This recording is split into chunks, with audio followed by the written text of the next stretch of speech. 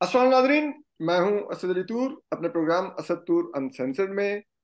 आज हम एक ऐसे मसले पर बात करने के लिए आए हैं। आपको मालूम है, आज सुबह जो खबर आई वो केपी के जो केयर टेकर सीएम थे मोहम्मद आजम खान साहब, उनके इंतकाल की आई। उनको कल उनकी तबीयत खराब हुई थी, उनको कोई स्टमक इन्फेक्शन काफी सवेर हुआ था और उसके बाद वो हॉस्पिटल में एडमिट थे, लेकिन उनको हार्ट अटैक हुआ आज सुबह और वो इंतकाल कर गए।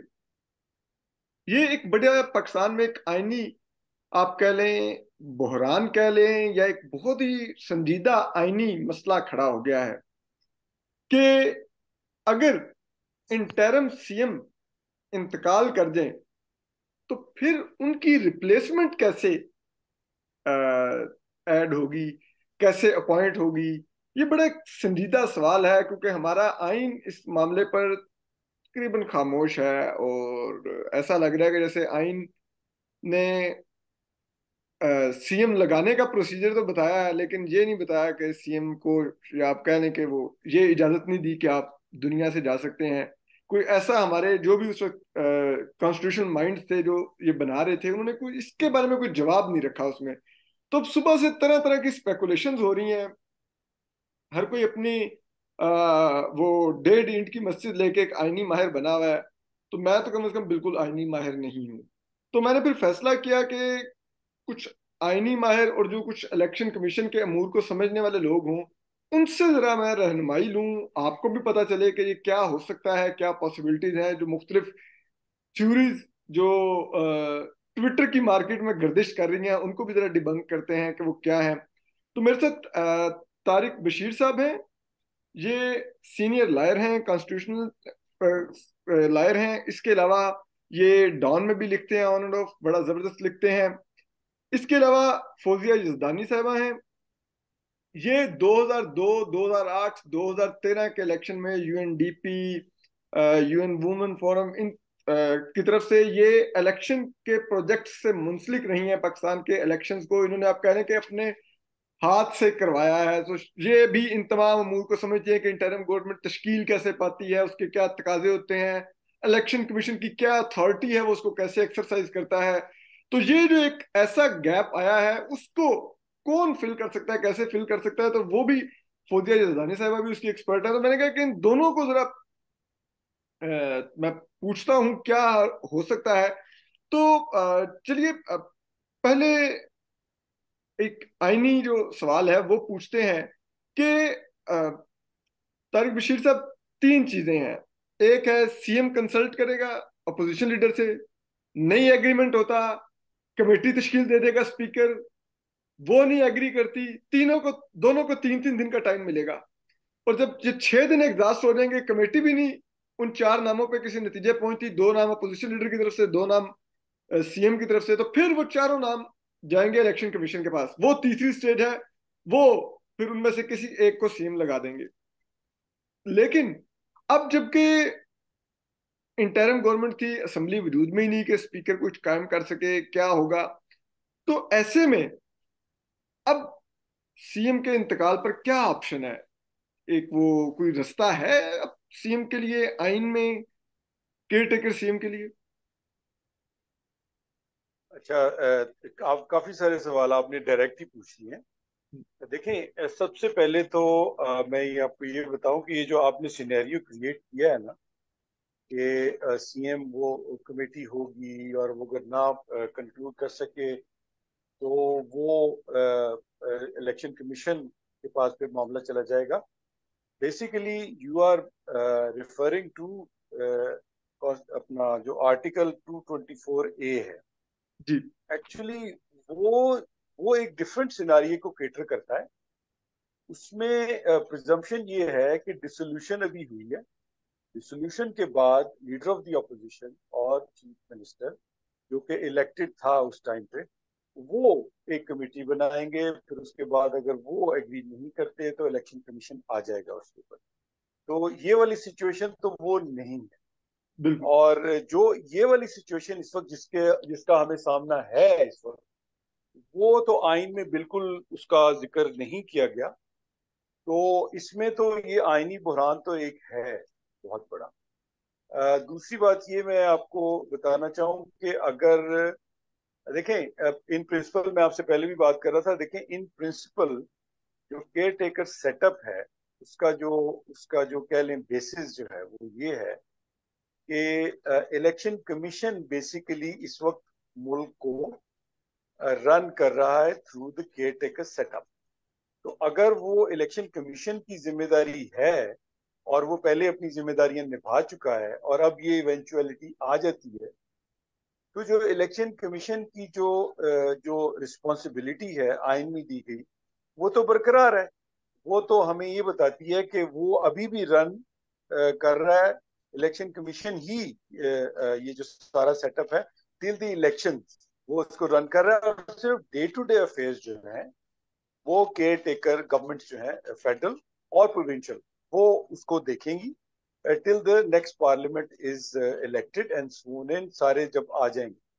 अच्छा, अब यहाँ पे चूंकि इसके अंदर कोई सिचुएशन जो इस वक्त पाकिस्तान को दरपेश है उसका बिल्कुल कोई जिक्र नहीं किया गया, तो इसमें 224 वाला तो आप उसको निकाल देना, वो डायरेक्टली इसके ऊपर अप्लाई नहीं करता। तो मेरे ख्याल में तो ये एक आईनी मसला है। इसमें आर्टिकल 186 जो है आइन का है, उसमें जो जो एडवाइजरी जुरिस्डिक्शन है उसके अंदर प्रेसिडेंट कोई भी मामला जो है वो सुप्रीम कोर्ट को रेफर कर सकता है और सुप्रीम कोर्ट उसके ऊपर अपनी एक ओपिनियन दे के और एक रिपोर्ट प्रेसिडेंट को दे देगी।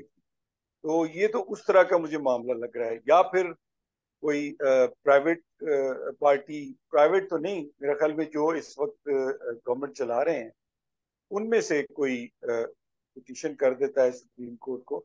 तो मैं तो वैसे ये फोर्स ही कर रहा हूँ कि पिटिशंस होंगी और ये रेफरेंस भी जाएगा, और ये प्रेसिडेंट के जरिए, प्रेसिडेंट चूंकि एक्ट हमारे आइन के तहत प्रेसिडेंट जो है on the advice of the prime minister ही चलता है, तो प्राइम मिनिस्टर ही ये भेजेगा और ये with in a very short period of time उसको वो लगा देंगे। और उसमें जो ओपिनियन मेरे ख्याल में जो बनती है वो ये होनी चाहिए कि चूंकि जो एक सिमिलैरिटी या एनालॉजी बनती है, जब जब केयर टेकर सेटअप बन रहा था उस वक्त जिस तरह बनता है, और रिस्पॉन्सिबिलिटी अल्टीमेट वो इलेक्शन कमीशन के कंधों पे ही आ जाती है, और उस वक्त कोई इलेक्टेड गवर्नमेंट या लीडर ऑफ द ऑपोजिशन भी नहीं है, तो मेरे ख्याल में ये डायरेक्टली इलेक्शन कमीशन की जिम्मेदारी बनेगी या बननी चाहिए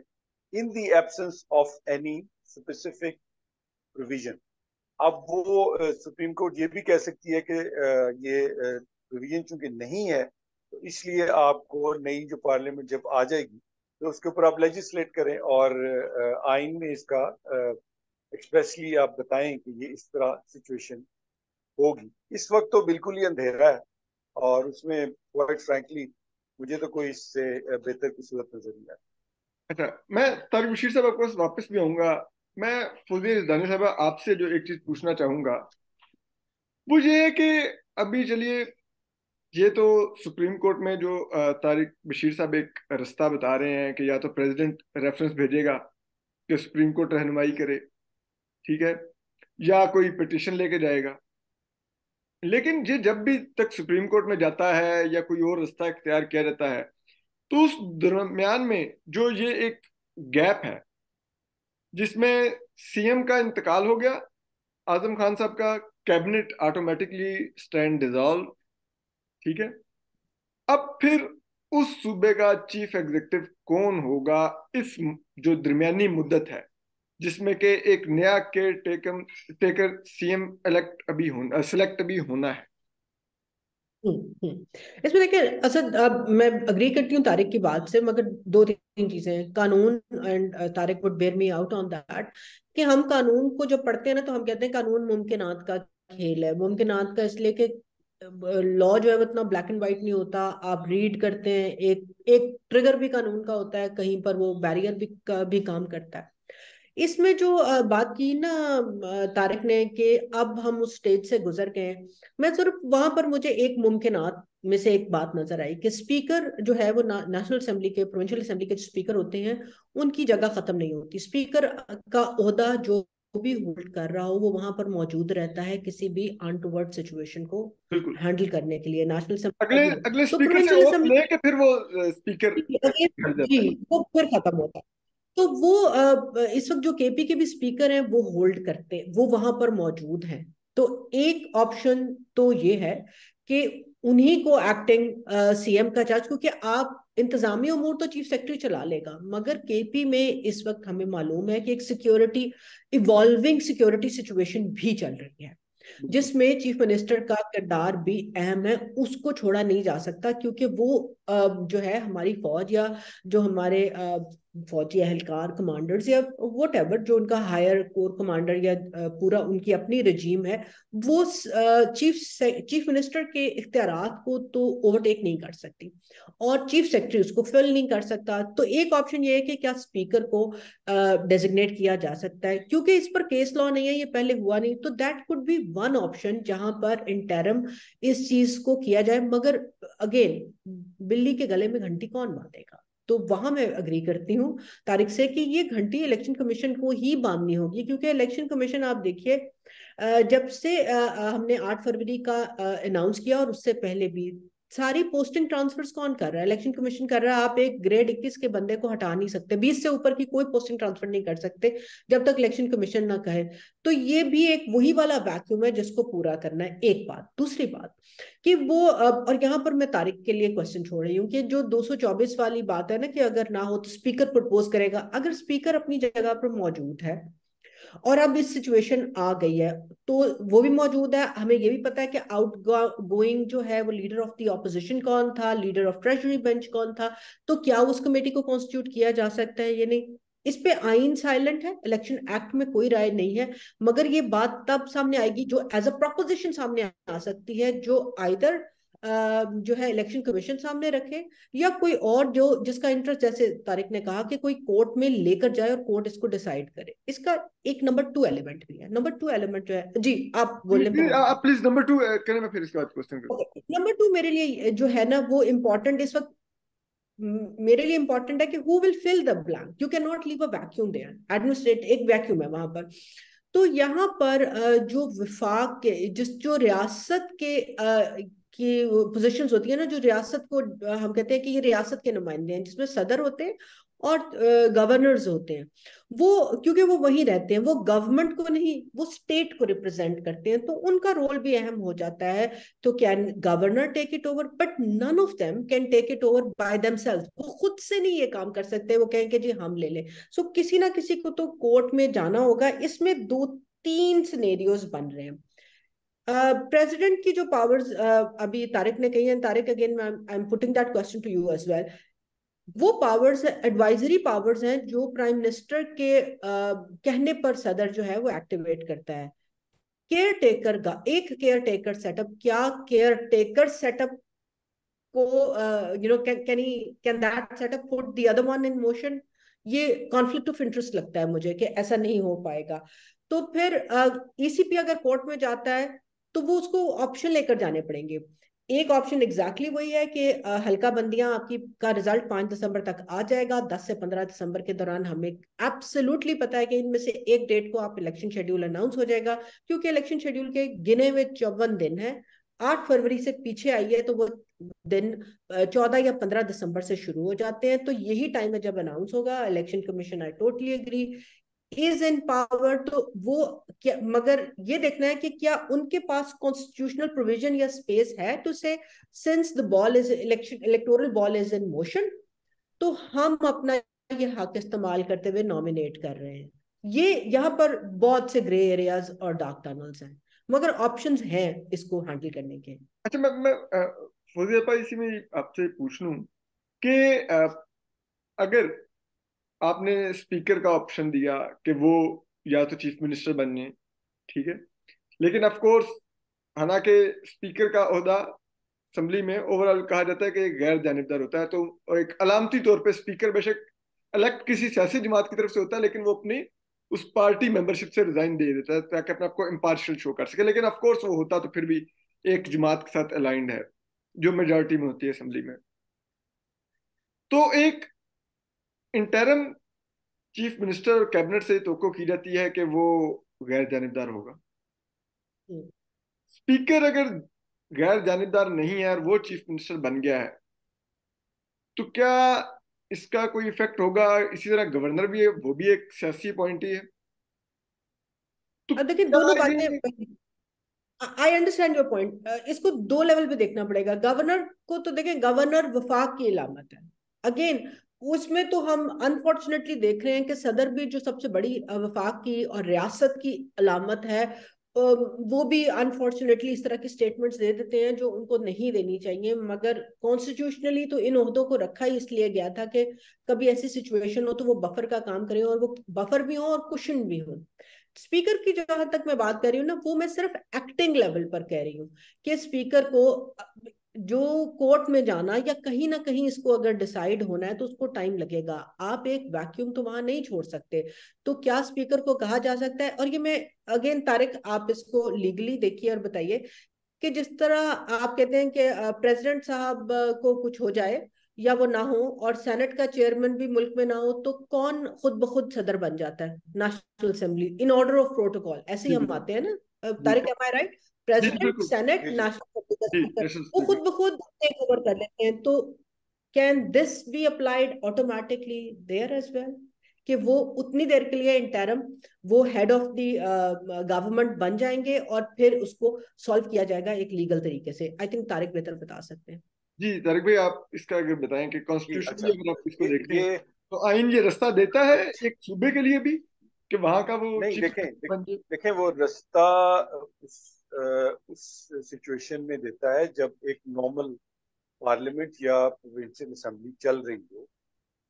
जी तो इस वक्त actually for a few days इसको फिल करने के लिए तो शायद ये दे दे, but I think we will need some kind of क्या कहते हैं जुडिशियल गाइडेंस इन दिस। क्योंकि हम्म। अगर फर्ज कर लेते हैं कि वो जो आपने खुद ही अभी असद ने ये बात कही थी और मेरे ख्याल में इसका जवाब फौजिया आपको उन्होंने दे दिया था कि जो स्पीकर है, he is an interested party, he belongs to a certain party. Although वो बाद में जब एक दफा स्पीकर बन जाता है तो इन प्रिंसिपल वो न्यूट्रल तो हो जाता है, लेकिन वो उसकी वो जो न्यूट्रलिटी जो को केयर टेकर एक सेटअप का रैशनल है, वो क्या वो पूरी करती है? मेरे ख्याल में तो वो पूरी नहीं करती। लेकिन हम्म। टाइम तो उसमें लगेगा, आपकी बात सही है। देखें, पहले वाली अगर सुप्रीम कोर्ट होती तो असद साहब मुझे आई थिंक बेल आउट करेंगे, तो उन्होंने कहना था जी हमें 4-5 नाम दे दें और इन नामों के ऊपर हम डिलिब्रेट करेंगे, और इन नामों में से ये नाम जो है ये बहुत अच्छा है। कोई हीरा तो हम अब तो चुन ये लेंगे। नहीं होने वाला। अब तो ये होने वाला नहीं। उन्होंने स्ट्रिक्टली अब कॉन्स्टिट्यूशन पे को अप्लाई करेंगे वो। और उसकी बार बार मैं इसको और इसीलिए नंबर कह तो रहा हूँ कि बार बार स्पिरिट जस्टिस काली भाई सर उनके साथ जस्टिस अतरमुल्ला बैठ के ये बेंच में कह रहे हैं कि हम इदारों का काम नहीं करेंगे, इदारों से काम लेंगे। उनका एब्सोल्युटली। काम कहेंगे तो कि वो, वो करें। हाँ, तो वो तो वो मोस्ट लाइकली बेसिकली उनके लिए तो इदारा इलेक्शन कमीशन ही बनेगा। इलेक्शन कमीशन ही बनेगा। एग्जैक्टली, और वो कोई किसी किसी बंदे का नाम या उसकी तरफ वो आने ही नहीं देंगे आपको। वो ये कहेंगे कि हम अप्लाई कर रहे हैं कॉन्स्टिट्यूशन की स्पिरिट को। स्पिरिट ये है केयर टेकर की। Although care taker setup was inserted by a dictator, आप सबको पता है। तो लेकिन चूंकि हमारे कॉन्स्टिट्यूशन का अब हिस्सा है, तो उसकी स्पिरिट जो है, जो ओवरऑल हमने बाकी प्रोविजंस को भी हार्मोनाइज करना है उसके साथ, तो उसकी स्पिरिट यही है कि election commission in the mean time मुल्क को चला रहा है, and it is suppose to be an independent institution. जो कि है, कितना है, बहुत ज्यादा है, कम है, वो हम उस पर डिबेट कर सकते हैं। लेकिन मेरे ख्याल में तो वो यही कहेंगे कि आप, मेरे ख्याल में गवर्नर जो है, गवर्नर उसकी उसकी डे टू डे चीजें जो छोटे मोटे आपने साइन समरीज वगैरह को करना है, वो तो वो शायद कर ले, और वो उसके बाद उसको वैलिडेट भी कर लिया जाए बाद में जब असेंबली भी आ जाए। फर्ज करें इस पर कोई डिस्प्यूट पड़ता भी है, तो अव्वल तो इतनी बड़ी कोई इतनी इशू शायद ना आए, लेकिन इट्स अ माइंड ट्विस्टर। ये इतना आसान नहीं है कह देना, कोई ओपिनियन दे देना, लेकिन I think we should all be looking towards the supreme court. अच्छा, इसमें हाँ। एक मैं फौजी आपा आपके पास आता हूँ, फिर मैं तारिक बशीर साहब के पास भी जाऊंगा ये सवाल लेके। जो कुछ ट्विटर की मार्केट में जो कुछ थ्योरियां गर्दिश कर रही हैं, ठीक है, हम्म। उसमें एक जो हमारे सहाफी दोस्त हैं इफ्तिखार फिरदौस साहब, हाँ। उन्होंने लिखा कि अगर ये मामला इलेक्शन कमीशन तक गया होता आजम खान साहब के इंतखाब का, और इलेक्शन कमीशन को 4 नाम भिजवाए गए थे, 2 अपोजिशन के और 2 गवर्नमेंट की साइड से, और उन्होंने आजम खान साहब का नाम सेलेक्ट किया होता, तो फिर उस सूरत में इलेक्शन कमीशन ये कर सकता था कि वो जो रिमेनिंग 3 में थे उनमें से किसी एक को इनका सक्सेसर बना देता। हम्म। ठीक है, हम्म। क्या इलेक्शन एक्ट या इलेक्शन कमीशन के रूल्स उनको ये अलाउ करते हैं कि वो सक्सेसर नॉमिनेट कर सकें अगर उनके पास नहीं, नाम आए? रूल्स बिल्कुल अलाउ नहीं करते उनको कि वो इस तरह की सिचुएशन में सक्सेसर नॉमिनेट कर सकें। मगर फिर वही बात जो आई थिंक तारिक भी और इफ्तिखार की, वो मैंने ट्वीट भी देखी है, जितनी आपने चीजें भी मार्केट सोची? में गर्दिश कर, हाँ, वो इफ्तिखार की सबसे ज्यादा रीजनेबल है, क्योंकि उन्होंने लोगों से पूछा। और एग्जैक्टली मैं भी वहीं जा रही थी। देखिए, ये बात हमें रियलाइज करनी पड़ेगी कि extra ordinary situation requires extra ordinary solution. Extra ordinary solution 2 level के ऊपर होंगे। एक होगा stop gap, immediately, short term, क्योंकि आप एक सूबे में जहां दहशतगर्दी की लहर चल रही है, इश्यूज चल रहे हैं, उसको आप विदाउट एन हेड नहीं छोड़ सकते। तो इमीडिएट हम उसको ब्लॉक तो करें ना, वहां प्लग करें। ए बी, उसका लॉन्ग टर्म टिल इलेक्शन 8 फरवरी तक सोल्यूशन क्या निकाले। ये बात कहना कि अगर वो वहां गया होता तो करते, ये अगेन ये वो जगह है जहां पर इलेक्शन कमीशन को अपनी लीगल टीम के साथ मिलकर वो एक केस बनाता कि चूंकि ये पहले भी डिसाइड नहीं कर पाए थे और हमारे पास आया था, और अब हम इलेक्शन होने तक चूंकि इंतजामी अमूर और इस तरह की सारी चीजें चला रहे हैं, तो हम ड्रॉ कर रहे हैं अपनी स्ट्रेंथ कॉन्स्टिट्यूशन में, जहां उनको पावर दी जाती है कि आप फेयर एंड फ्री इलेक्शन कराएं, और उसमें उसके करवाने में जितनी भी चीजें मौजूद हों वो आप इस्तेमाल कीजिए, और सारी स्टेट और गवर्नमेंट आपको सपोर्ट करेगी। तो इस सारे में खींच के हम, ये हमारे पास ऑप्शन मौजूद है, क्योंकि there is a bucket, so we suggest कि इसी बकेट में से हम अगला नाम आपको पेश करते थे। मगर ये बात है कि अगर इलेक्शन कमीशन की लीगल टीम समझे तो ये ऑटोमेटिक फिर भी नहीं हो सकता। Would been a good option, मगर ऑटोमेटिक कोई ऐसी इलेक्शन एक्ट में, कॉन्स्टिट्यूशन में कोई जगह नहीं है। वो खुद मेरे ख्याल में, मुझे अब ये जो लगता है इफ्तिखार कि इलेक्शन, फिरदौस साहब ने अपने आखिरी पैराग्राफ में उस ट्वीट के जो यूज किया कि जो कुछ भी अब करना होगा वो अल्ट्रा कॉन्स्टिट्यूशनल होगा। आई वुड नॉट से अल्ट्रा कॉन्स्टिट्यूशन। एक्चुअली देखिए, अल्ट्रा कॉन्स्टिट्यूशन तब होगा कि जब कोई अपनी जगह को इस्तेमाल करे। इट वुड बी री इंटरप्रिटेशन ऑफ द कॉन्स्टिट्यूशन। उसके लिए कॉन्स्टिट्यूशन में से जगह निकालनी पड़ेगी, और अनफॉर्चुनेटली हमारे पास कॉन्स्टिट्यूशनल कोर्ट नहीं है। तो इसलिए हमें इसी सुप्रीम कोर्ट की तरफ देखना होगा, जहां एक कॉन्स्टिट्यूशनल बॉडी, एक कॉन्स्टिट्यूशनली मैंडेटेड बॉडी को देखना है कि जिस जहां पर उसको इख्तियार इलेक्शन कराने और ये सारे काम करने के दिए गए हैं, और एक एक्स्ट्रा ऑर्डिनरी सिचुएशन आ गई है, तो वो कानून को किस तरह देखेंगे। इसमें जो चीज तंग इनको करेगी, जो थ्रेट है, वो थ्रेट है पॉलिटिकल पोलराइजेशन की। पोलराइजेशन टू द लेवल जहां पर इलेक्शन कमीशन, वो कहते हैं ना, आटा गूंदी हिल्दी क्यों है, वो इस सिचुएशन में है जहां आपका प्रेसिडेंट भी खत लिख रहा है जो उसकी जगह नहीं बनती। और हमने, मगर आप वाली बात के सुप्रीम कोर्ट से हमने ये देखा है कि सुप्रीम कोर्ट इंस्टीट्यूशनल स्ट्रेंथनिंग के ऊपर बिलीव करता है, और इंस्टीट्यूशनल कॉन्स्टिट्यूशनल मैंडेट को चैलेंज नहीं करना चाहता। So all eyes definitely are on election commission के वो इन 2 लेवल पर क्या सजेस्ट करेंगे। कोई पिटिशन भी लेके जाएगा तो पूछना उन्होंने इलेक्शन कमीशन को ही है, डिसाइड इलेक्शन कमीशन ने करना है, किस तरीके से जाएंगे। There are too many ways to go about it, और कोई भी सर्टन तरीका नहीं है अभी। अच्छा, तारिक बशीर साहब, आप जरा एक और जो थ्योरी गर्दिश कर रही है वो आज जियो न्यूज पर भी पर दे रहे थे, और मार्केट में सबसे आसानी से दस्तयाब साबिक सेक्रेटरी इलेक्शन कमीशन भी वही है, तो हर चैनल पे आपको वो नजर आते हैं जब भी कोई इलेक्शन से रिलेटेड मैटर है, चाहे वो उनकी राय पर आप जैसे भी करने तहफ़्फ़ुज़ात जाओ जो, लेकिन दस्तयाब वही होते हैं हर वक्त। तो वो कंवर दिलशाद साहब हैं, उन्होंने कहा कि अब रास्ता ये है कि सेनेट में ये मामला जाएगा और सेनेट के पास 1 हफ्ते का वक्त होगा कि वो एक नाम फाइनल करके उसको अपॉइंट कर सकें as caretaker chief minister. क्या कोई ऐसा रास्ता है आइन में कि सेनेट इसमें एक्टिवेट हो सके? अच्छा, ये वाली जो प्रोविजन उन्होंने इस्तेमाल किया, जो रास्ता निकाला है, ये तो आप उमर दिलशाद साहब से ही पूछें कि उन्होंने कहाँ से ये निकाला। वैसे तो ये अपेरेंटली तो ये कहीं भी नहीं है। उन्होंने मेरा ख्याल है डिफरेंट प्रोविजंस को आपस में मिला जुला के और एक अपना सोल्यूशन दिया है अपना, चूंकि वो उसमें रहे हैं। और बाय द वे, आपने उनकी जितनी अगर बची कुछ लियाकत, सब्जियां थी उन्होंने डाल के एक अपनी एक हंडिया हाँ, अपनी एक 12 मसाले की चाट उन्होंने बना ली। वैसे तो नौरतन। अपनी जो लियाकत और काबिलियत के ऊपर अगर आप जाना चाहें तो मेरा ख्याल है फौजिया उसके ऊपर ज्यादा अथॉरिटी है। मैं तो कभी उनसे मिला भी नहीं। तो तो मेरा ख्याल है वो वाली जो थ्योरी असल है में मैंने वो, ये सवाल आपसे इसलिए किया था, फौजिया आपा से नहीं किया था, क्योंकि मुझे पता था फौजिया आपा से उनकी काबिलियत के बारे में पहले जानना होगा और उनकी इस थ्योरी पर बाद में, तो इसलिए मैंने आपको। नहीं, लेकिन ऑन अ सीरियस नोट, मेरा ख्याल है इसके ऊपर हमें ये सेनेट को इसमें इन्वॉल्व करने की जरूरत इसलिए भी नहीं है कि senate is a federal institution.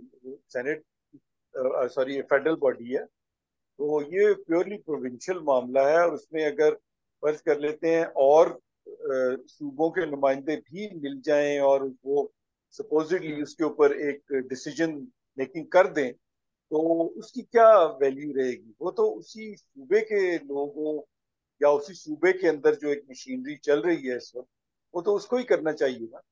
जी तो मेरे जाती ख्याल में तो अभी तो गवर्नर जो है वो उसको कुछ दिनों के लिए उसको चला लें, और वो इस तरह की जिसे कहते हैं कंट्रोवर्शियल चीज के ऊपर साइन ना करें।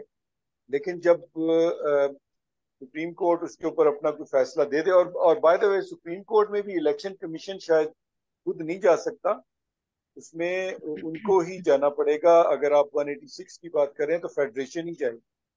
तो although federation is separate from the election commission, तो इलेक्शन कमीशन अपनी अगर एक चाहे तो पिटिशन उसमें फाइल कर सकता है। तो ये एक यानी सरे दस्त जिसे कहते हैं ना, यही जो वही। दिमाग में इस वक्त जो आइडियाज आ रहे हैं वो यही हैं। तो इसको अनटाई करके, इसको थोड़ा सा ओपन अप करके और सिंप्लीफाई अगर कर दिया जाए तो ज्यादा बेहतर होगा। और मेरे ख्याल में जो प्रेजेंट सुप्रीम कोर्ट है वो इसी मोड में ही है कि इसको सिंप्लीफाई करके और काम को आगे चलाने की नीयत से इसको देखती है मेरे ख्याल में, और शॉर्ट टर्म इसको के लिए उठाती भी। तारिक, वुड यू से कि शॉर्ट टर्म के लिए हाई कोर्ट के चीफ जस्टिस के भी, हाई कोर्ट के चीफ जस्टिस को इलेक्शन कमीशन का एक न्यूट्रल बंदा, would can that be an option? Chief minister के तौर पे पेशावर हाईकोर्ट के चीफ जस्टिस को for the time being, short term, हाँ। नहीं, देखें, न्यूट्रलिटी को मद्देनजर रखते हुए। अभी तो आप देखें ना, देखें अभी तो अगर उसकी उस पोस्ट के ऊपर कोई भी ना हो और उसके जो इख्तियारात हैं, वो गवर्नर जो है वो बेसिकली तो वो वहां पे एक प्रोविंस को हेड तो कर रहा है ना। ठीक है, बिल्कुल वो कर। एग्जेक्टिव नहीं है, लेकिन इस वक्त लगाने के लिए उसमें कोई इतने मामला तो नहीं है उसको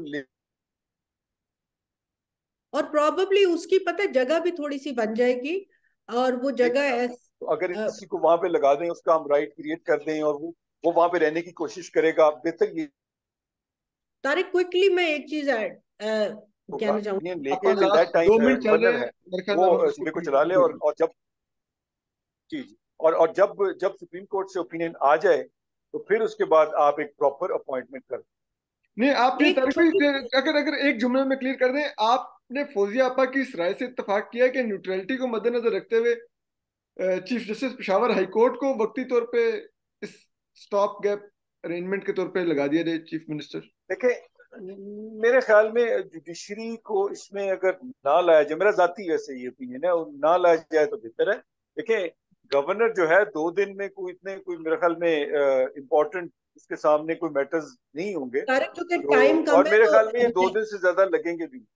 ओके। अच्छा, अब टाइम मैं कम है, मैं एक आखिरी एग्जांपल 30 सेकंड की देना चाह रही हूँ, और वो ये कि जब जनरल मुशर्रफ चीफ एग्जीक्यूटिव बने थे और प्रेसिडेंट का ओहदा भी उनके पास था और गवर्नमेंट का ओहदा भी उनके पास था, तो उन्होंने इंतजामी अमूर संभाले थे ना पूरे पाकिस्तान के, तो गवर्नर सेम वफाक रियासत के उसी की सब प्रोविंशियल अलामत है, तो ऑप्शन गवर्नर की बनती है। ये भी एक है नहीं चीज। नहीं, बनती तो है, लेकिन हमारी बदकिस्मती भी यही है कि हम जो भी मिसालें देते हैं ना, हम उसी दौर की देते हैं जब जमहूरियत जो थी ना, उसका गला दबा दिया गया था। तो आई मैं no. I would very respectfully disagree with you on this, कि अगर हम उस रास्ते पे ना जाएं तो बेहतर होगा। वैसे या तो कुछ भी जा सकता है। Okay okay, thank you very much. मैं अपने पैनलिस्ट का बहुत शुक्रिया अदा करता हूँ कि फौजिया आपा ने और तारिक बशीर साहब ने इनको बॉदर किया, इन्होंने टाइम दिया। लेकिन अब बात यही है कि अब जो एक नया ये एक हम आईनी बहरान के मोड़ पर आके खड़े हुए हैं, इसका रास्ता दोनों पैनलिस्ट मुत्फिक हैं कि वो अब सुप्रीम कोर्ट से निकलेगा, और मोस्ट लाइकली सुप्रीम कोर्ट से वो रास्ता जिसे कहते हैं ना वो बह कर नीचे इलेक्शन कमीशन तक आएगा कि आप ही कुछ करें और लगाएं।